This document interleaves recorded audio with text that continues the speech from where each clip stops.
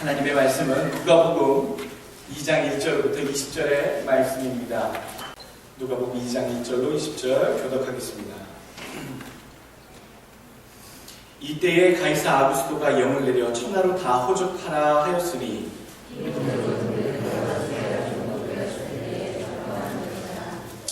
모든 사람이 호적하러 각각 고향으로 돌아가매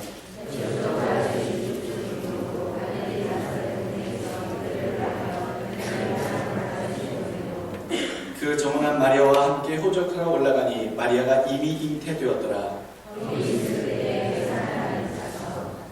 마다들라 강구에 싸서 구유에 누웠으니 이는 사관에 있을 곳이 없음이더라.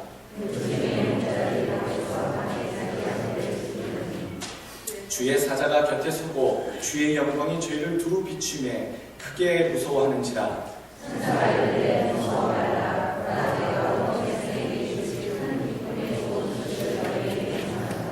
오늘날 다윗의 동네에 너희를 위하여 구주가 나셨으니 곧 그리스도 주시니라.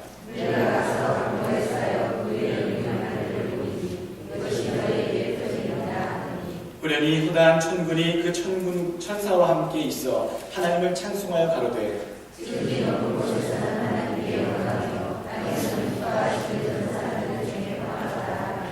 천사들이 떠나 하늘로 올라가니 목자가 서로 말하되 이제 베들레헴까지 가서 주께서 우리에게 알리신 바 이 이루어진 일을 보자 하고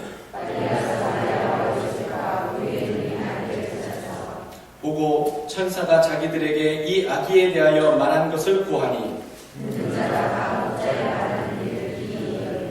마리아는 이 모든 말을 마음에 지켜 생각하니라.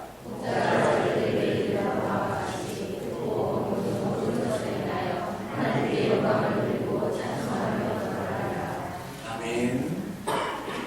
성탄절을 맞이하며 우리에게 주신 하나님의 말씀의 제목입니다. 함께 은혜 나누기를 원합니다. 사람들이 소식을 기뻐합니다. 기다리지요. 기대를 한다는 말씀입니다. 여러분 뉴스를 왜 보십니까? 아침에 배달된 조간신문을 펼쳐볼 때 그 기대감을 왜 보십니까?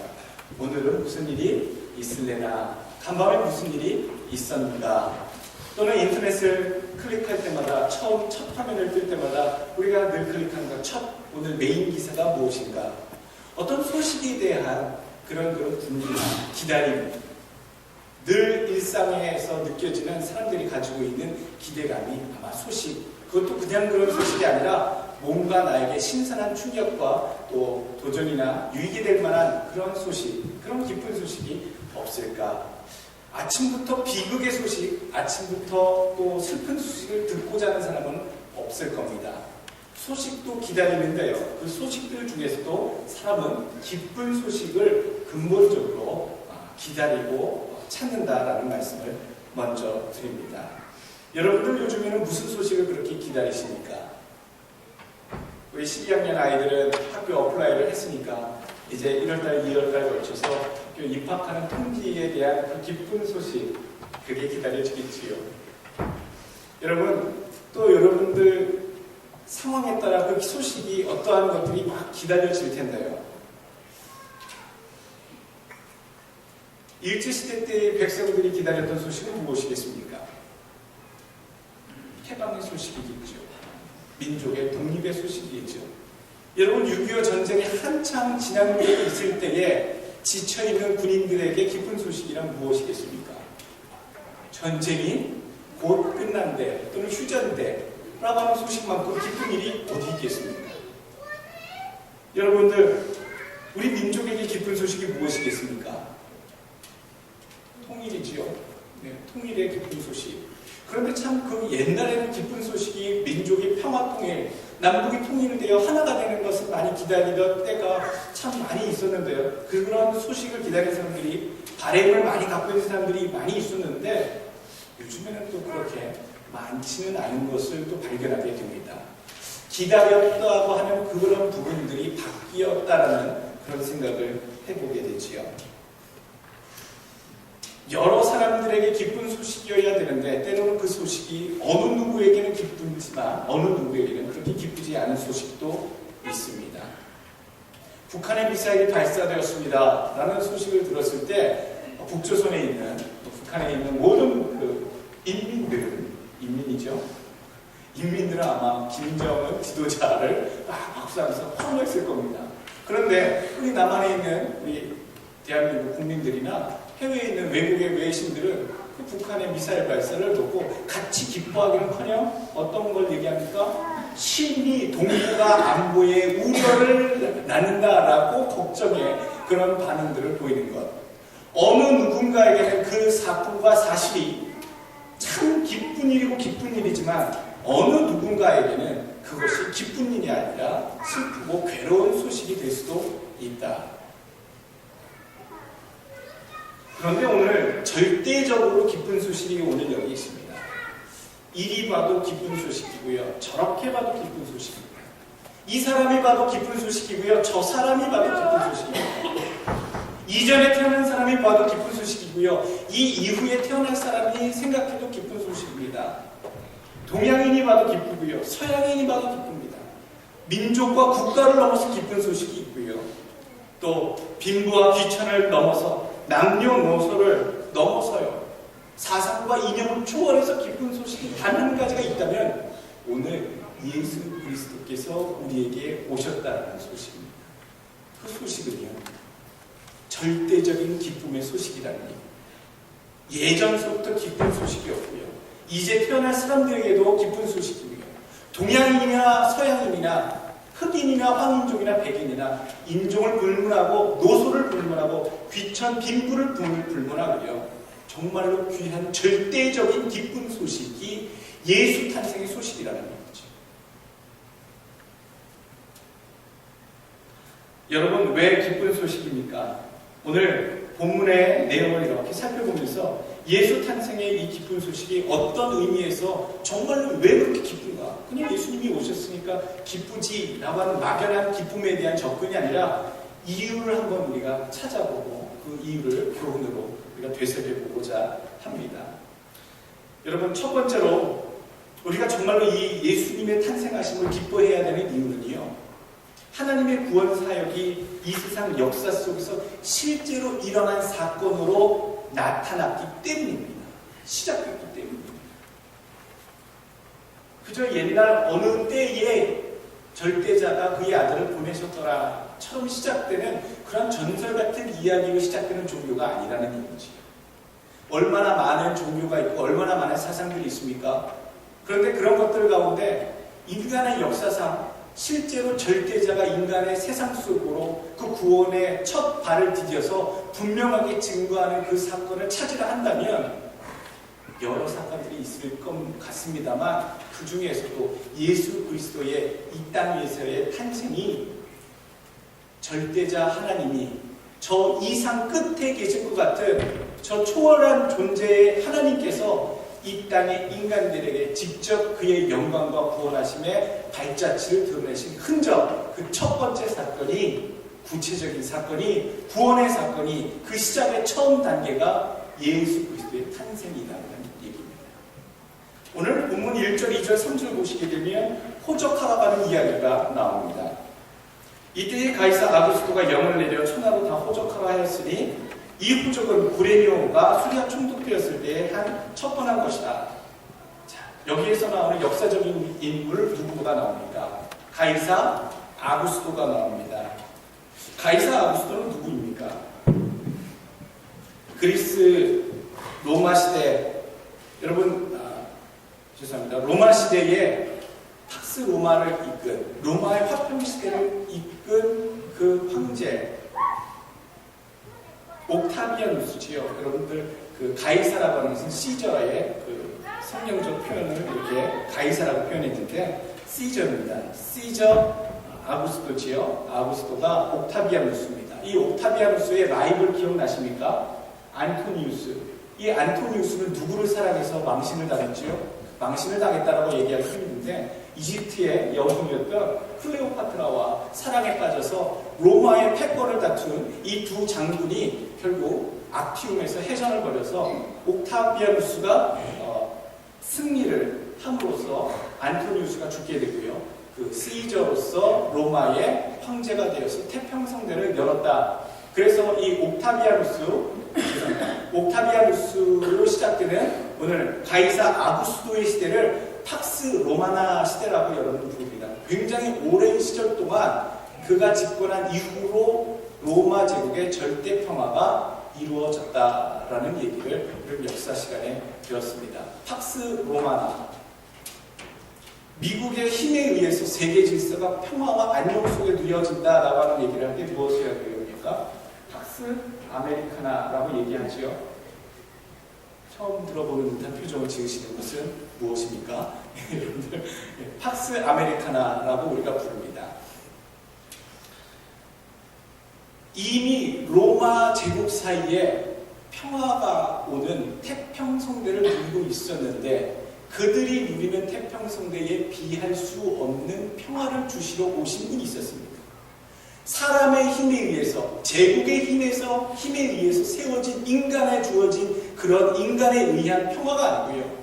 절대자가 주신 선물, 절대자의 그 아들이 오셔서 주신 절대 평화가 예수 그리스도로부터 시작되었다. 그래서 주님의 탄생이 이 땅 위에 주신 하나님의 큰 선물, 그래서 우리가 가장 크게 기뻐해야 할 사건의 두 번째 이유가 됩니다. 죄의 문제가 해결될 수 있었고요. 인간으로서는 절대 진정한 평화를 누릴 수 있는 계기가 되었다는 것이죠. 팍스 로마 시대가 시작이 되었어도요. 진정한 평화를 이스라엘 백성들은 누리지 못했습니다. 왜냐하면 식민지의 그런 백성들이었기 때문에 억압이 있을 수밖에 없었고요. 압제가 있을 수밖에 없었지요. 그들 마음속에 팍스 로마라고 얘기하는 그 시대는 압제의 시대였지 결코 평화의 시대는 아니었습니다.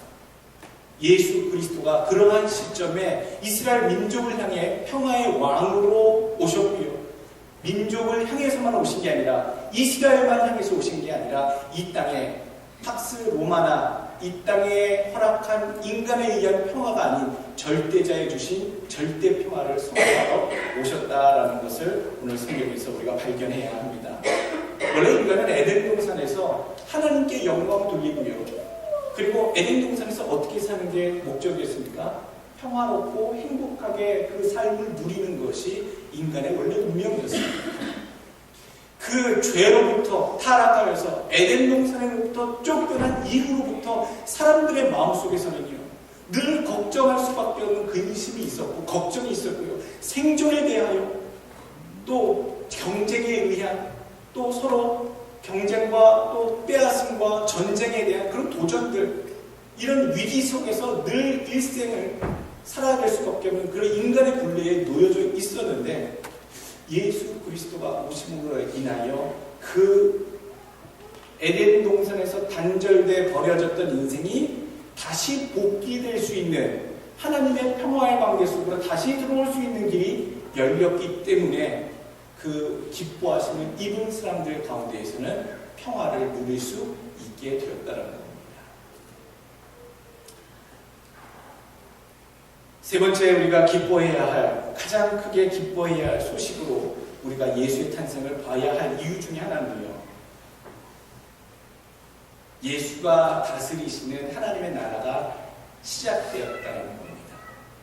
이미 하나님께서 모든 만물을 창조하시고 다스리시지만 분명 예수님이 이 땅에 발을 디디심으로써 말미암아 이 땅에 왕으로 오신 예수님, 우리 삶 가운데, 역사 가운데 하나님 나라를 분명 눈으로 확인시켜 주시는 하나님 나라에 대해서 왕으로 오신 예수님의 탄생이었음을 우리가 오늘 성경에서 같이 볼 수 있다는 얘기죠. 복음서의 일관된 주제, 특별히 마태복음의 일관된 주제가 있다면요, 여러분, 하나님 나라의 도래입니다. 하나님 나라가 이 땅에 임하였다라는 것이죠.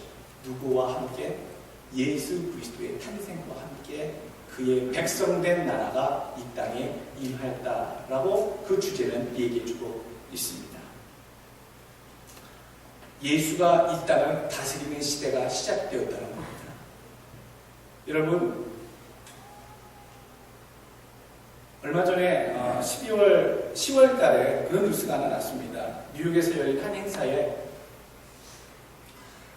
반기문 유엔 총장과 또 세계은행 월드뱅크 총재였던 김용 세계 총재와 이렇게 뉴욕의 한 행사식장에 올라가는 모습을 보고 미국의 전 대통령이었던 빌 클린턴 전 대통령이 한국이 세계를 지배하고 있다라고 소리를 쳐서 사람들이 막 웃었다고 얘기합니다. 그 기자들이 있는 데서 한국이 세계를 지배하고 있다. 조크였겠죠. 근데 실제로 그 뉴욕의 귀한 그 중대한 그 회의석상에서 그 세계의 3대 국제기구가 있는데요. 그건 제일 큰 게 유엔입니다. 유나이티드 네이션스고요. 그 다음 두 번째로 큰 게 월드뱅크, 세계은행이지요. 세계 모든 금융의 흐름을 좌지우지하는 곳입니다. 그리고 한 가지 더 있는데 세 번째로 큰 세계 국제기관이요. IMF입니다. 여러분들 IMF에 대해서는 별로 우리가 좋은 이미지는 아니지요.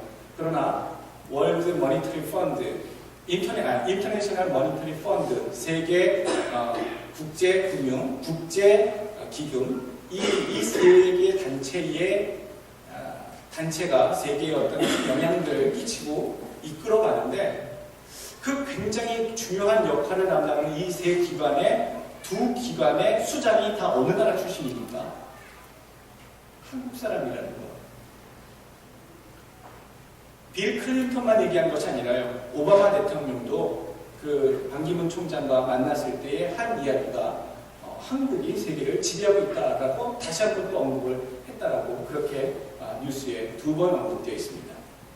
미국 대통령, 현직 대통령의 입에서 또 전직 대통령의 입에서 한국이 세계를 다스린다.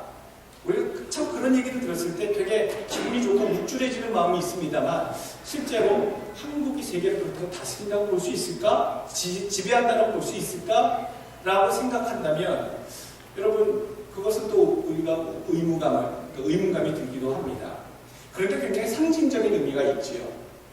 반기문 총장이 한국 사람으로서 한국을 위해서가 아니라 세계를 위해서 일하지만 한국인으로서 그 자리에 서 있다는 것만으로도 한국이 전 세계에 영향력을 어떻게 미치고 좋은 쪽으로 행사할 수 있겠는가에 대해서 생각해 보게 된다면 그래 한국이 세계를 지배하고 있겠구나. 김용 총장이 세계은행, 전 세계의 통화, 돈의 흐름들을 좌지우지하고 있는 월드뱅크 그 총장이 한국인이기 때문에 한국에게 많은 한국인으로서 좋은 영향을 가지고서 세계의 통화의 흐름을 움직이겠구나라는 생각을 하게 되면 여러분 그게 결코 기분 나쁜 일이 아니라는 거죠. 예수님께서 이 땅에 하나님의 나라에 왕으로 오셨다는 것, 그 선포하심으로 백성에게 은혜와 평강을 주시러 오셨다는 것, 주님이 왕으로 오셨다는 것만으로도요 우리에게는 아주 큰 의미가 있다는 겁니다. 주님이 그 자리에 앉으셨다는 것만으로도 부임하셨다는 것만으로도요 이미 하나님의 나라가 선포되고 시작되고 진행되고 있구나. 얼마나 기쁘고 좋은 일인지 모르겠습니다. 문제 해결의 그 해결자로서요. 또 구원의 대표로서요. 구원자로서 그 자리에 오신 예수 그리스도. 그분이 세상을 대표로 다스리시고 구원하시고 구원의 길로 인도하실 줄을 여러분 믿으시고 함께 기뻐하시는 주의 백성들 되시길 축원합니다. 오늘 본문 가운데 이 목자들이 등장을 합니다. 이 목자들은 의외의 사람들입니다. 마태복음에는 등장한 예수의 탄생에 대해서 축하하러 등장한 사람들이 몇몇 더 있는데요. 동방에서부터 예수님의 탄생을 그 징조를 알고서 별을 찾아온 박사 세 사람의 이야기가 있지만 오늘 특별히 이 누가복음에는요 목자들의 이야기만 먼저 등장합니다. 목자들은 어떤 특권이 있어서 이렇게 천사들에게 예수 그리스도의 그 위대하신 분의 탄생을 소식을 들을 수 있는 자격을 얻을 수 있었을까? 목자들이 무엇인가 달랐는가? 믿음이 있었는가? 뭔가 정결한 사람이었는가? 특별한 이유가 있는가? 여러 가지 궁금한 이유가 있습니다만 오늘 목자들의 이 천사에게 메시지를 듣고 나서 그 메시지를 듣는 믿음의 자세와 그 목자들이 행한 모습들, 이 모습들을 통해서 우리가 오늘 본문에 우리가 취해야 할 믿음의 자세가 무엇인지 교훈을 함께 찾아보자 합니다. 첫 번째로 이 목자들을 통해서 우리가 얻을 교훈은요, 베들레헴으로 달려가는 신앙의 결단이 우리에게 있어야 된다는 사실입니다. 베들레헴으로 달려가는 믿음의 결단, 믿음으로 내가 나아가겠다는 얘기고요. 주 앞에 더 가까이 가겠다는 거고요. 내가 세상을 향해 살았지만 내 중심과 방향을 예수 안에 확실히 두겠다라고 하는 얘기가 베들레헴으로 달려가는 신앙이라는 얘기입니다. 달려가 결단하는 믿음이 필요하다. 오늘 첫 번째 교훈이 오늘 목자에게서 나타납니다. 오늘 1절, 2절 말씀은 사람들이 지금 움직입니다. 분주히 움직입니다. 어디를 향해 다들 각자 움직입니다. 어디입니까? 자기 고향 땅을 향해 움직입니다.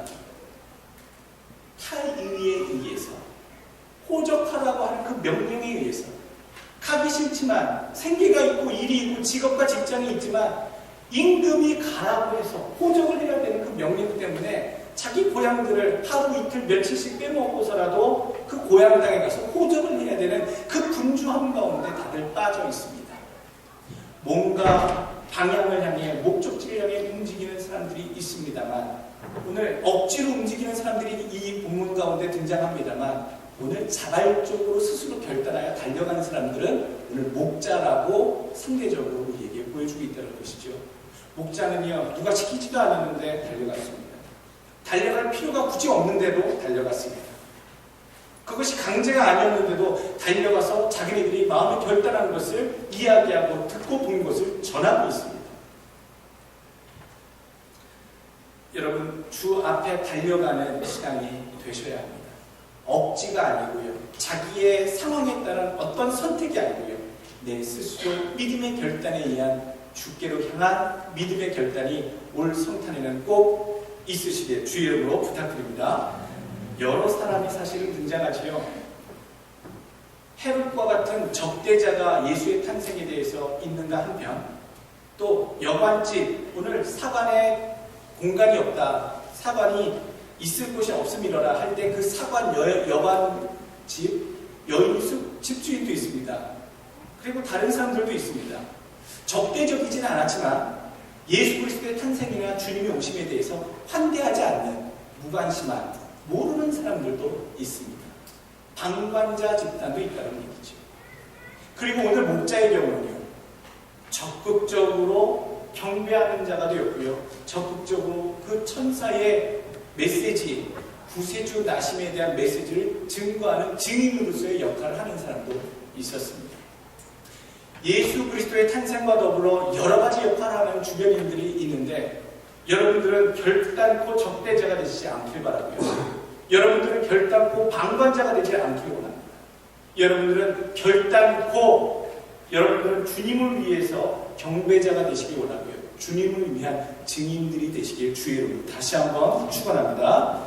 오늘 두 번째 사실은요, 17절에 이 목자들의 행위를 통해서 우리에게 교훈을 주고 있습니다. 사실을 증거한 증인의 신앙이라는 얘기입니다.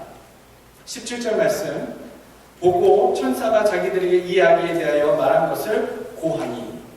11절의 말씀을 천사들이 했죠. 구주가 나셨으니 곧 그리스도 주시니라. 너희가 달려가서 어떤 아기들을 볼 텐데 그 아기가 바로 그 표적이다 라고 얘기해 줍니다. 구주가 나셨다, 그리스도 주시니라.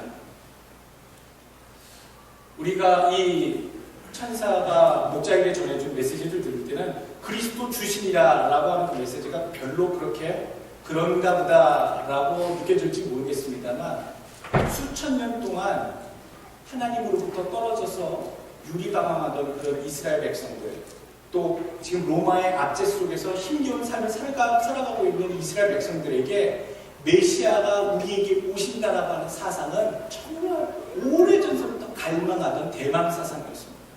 마음속에 언젠가는 오실 거야, 언젠가는 오실 거야. 마치 일제시대 때 독립투사들이 언젠가는 우리에게 광복의 그날이, 독립의 그날이, 해방의 그날이 올 것이야, 올 것이야 라고 그 간절히 바람들이 남녀노소 그 뜨거운 마음을 품고 있던 자들마다 있었던 것처럼, 이스라엘 백성들에게는요, 우리를 구원하실 해방자, 죄에서 구원하시고 압제에서 구원하시고 우리가 우리의 빈민 가운데서, 빈곤한 가운데서, 어려움 속에서 처해있는 환경 속에서 구원해 주실 그분, 하나님이 보신 메시아, 보내신 메시아, 그분이 언젠가 오실 거야 라고 하는 그 간절한 마음들이 어느 누구나 다 있었다는 거지.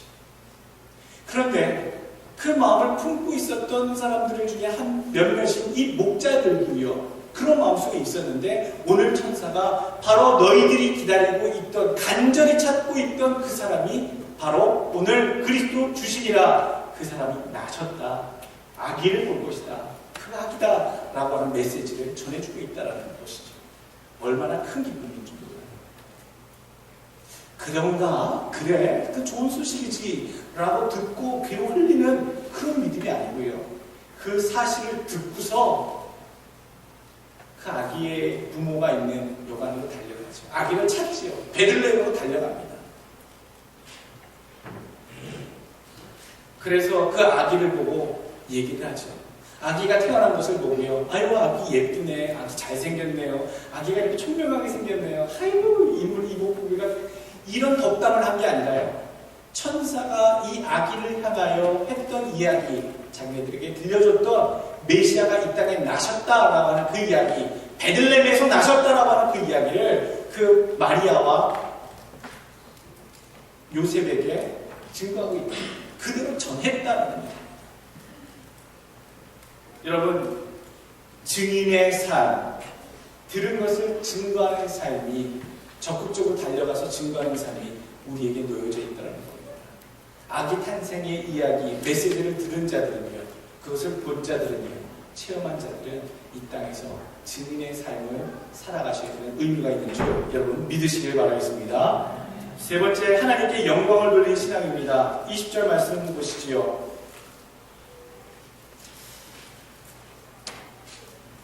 20절 말씀에 목자가 자기들에게 이르던 바와 같이 듣고 본 모든 것을 인하여 하나님께 영광을 돌리고 라는 얘기, 그리고 찬송하며 그것까지 갑니다. 하나님께 우리는 영광을 돌려야겠구나. 목사님, 예수님의 탄생을 봤으니 당연히 그 영광스러운 장면을 목격한 자들은 하나님께 영광을 돌리는 거 아닙니까? 라고 생각할 수도 있겠습니다만 그것보다 더 큰 이유가 있습니다. 동방박사 세 사람은요, 사실 이미 그 메소포타미아 바벨론 지역까지 구약시대 때 포로로 끌려왔던 이스라엘 백성들이 전해주었던 메시아에 대한 이야기, 그 사상, 그 이야기를 알고 있었기 때문에 동방에서 별이 반짝반짝 빛나고 있었을 때에 그것이 저들 유대인들이 말했던 메시아를 상징하는 것이 아니냐라고 해서 동방 메소포타미아 그 지방에서부터 먼 여행길을 예물을 가지고 출발했던 사람들입니다. 어떻게 보면 주님의 탄생에 대해서 미리 기대하고 있었던 사람이고요. 참 갈망했었던, 준비하고 있었던 사람들이라고 생각이 됩니다. 그런데 오늘 본문에서 목자들을 대신 생각해 보게 되면 박사들과는 사뭇 다르게 어떤 특별하게 예수님의 탄생을 특별히 천사들로부터 들을 만한 특권이나 그런 스페셜한 이유가 그 목자들에게 있지는 않은 것처럼 나옵니다. 그냥 평범한 들판에서 양들을 치는 목자들인데 그 목자들에게 천사가 짜잔 나타나서 예수 그리스도에 대한 탄생을 얘기해주고 있는 것으로 우리는 분명 성경은 얘기해주고 있다는 것이죠. 동방박사야 예수님의 탄생을 기다렸고 천체를 연구하면서 그 별을 주님의 별이라고 생각하고 기다림에 빠져있던 그러한 준비된 자들이라고 한다고 여긴다 손치더라도 이 목자들은 왜 그런 특별한 사랑과 메시지를 들을 수 있는 특권이 있었을까? 찾아보면 이유는 없습니다.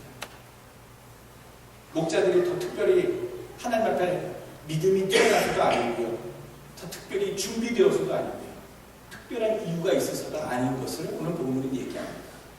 그런데도요, 천사가 그들에게 나타났다는 것을 우리들에게 알려주는 교훈이 있다는 것이죠. 예수 그리스도의 탄생을 입는 자들은요, 우리가 어떤 공로가 있거나 어떤 위치를 차지하고 있거나 어떤 수고를 했기 때문에 예수 그리스도의 구원의 소식을 받을 수 있는 자격이 생기거나 접하거나 그것을 누릴 수 있다는 것을 아닌 것을 우리에게 얘기해 주고 있다는 겁니다.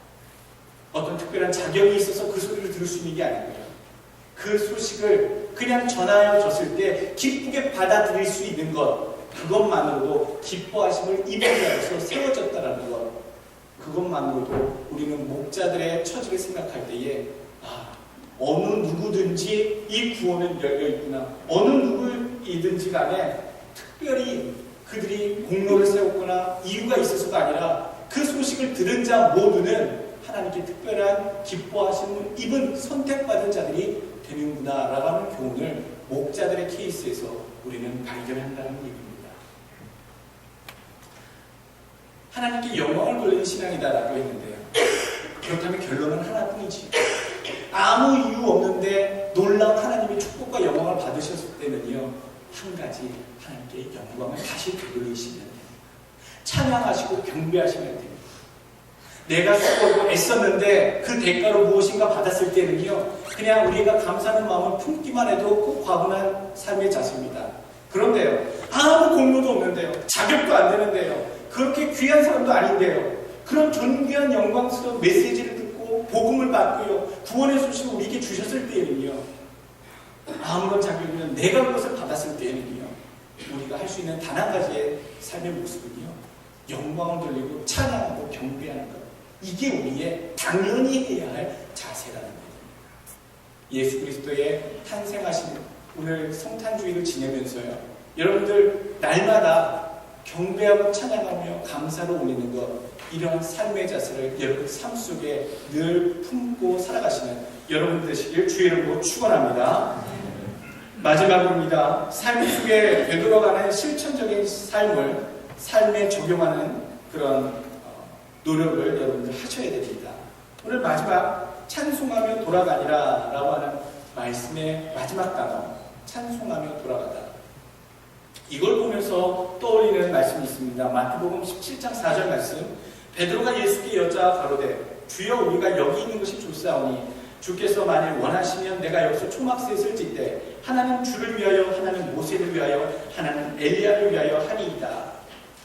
누구의 이야기입니까? 베드로가 변화산에서 예수님과 함께 불려 올라가 기도하다가 오늘 엘리야와 모세를 만나서 영광스러운 그 모습으로 예수님과 함께하고 있는 그 모습을 보고서 감동에 젖어서 고백하는 이야기입니다. 초막셋을 지어서 여기서 그냥 영원히 살고 싶습니다. 이 영광된 시간을 영원히 잊지 않기를 원합니다. 여기서 그냥 머물러 있고 싶습니다 라고 고백하지만 주님께서 그걸 원치 않으십니다. 오늘 이 박사들입니다. 오늘 이 목자들은요, 그 자리에서 머물러 있지 않습니다. 경배 돌리고 찬양하며 집으로, 자기들의 삶으로, 터전으로 돌아가니라 라고 얘기하고 있다는 것이죠. 여러분, 예수 그리스도의 탄생에 대한 감격과 감사가 가득하십니까? 교회에서만 기뻐하시지 마시고 그 감격과 감사, 경배의 마음, 그것을 여러분들 가정으로, 삶으로, 직장으로 그대로 옮겨가시고요, 삶에 적용하시고 실천하실 수 있는 믿음이 되시길 주의 이름으로 축원합니다. 삶으로 가져가시고 적용하시고 그것을 이루어드림으로써 오늘 목자가 주시는 그 교훈은 우리의 삶 속에 크게 마음에 두실 수 있게 부탁드리겠습니다. 오늘 우리에게 주신 말씀, 우리가 성탄을 맞으며 무엇을 잊지 말아야 하며 무엇을 해야 하는가, 두 가지를 나눠서 생각해 보았습니다. 목사님, 성탄절인데 즐기면 되지요. 뭘 그렇게 설교하는 거, 뭐 기억하고 뭐 합니까? 그냥 듣고 지나가고 끝나면 되지요. 우리가 명심하기를 원합니다. 성탄절에 잊지 말 것은 실제로 구원의 역사가 시작된 그러한 사건이요, 또 죄의 문제로 해결해 주시고 이 땅에 진정한 평화를 주신 그 일이고, 또 인간에게 인간 세상에 주님께서 왕으로 다스린다라고 하시는 그런 증거가 되는 사건인 것을 우리에게 일러주셨다는 것과 오늘 우리에게 주시는 목자들을 통한 교훈들,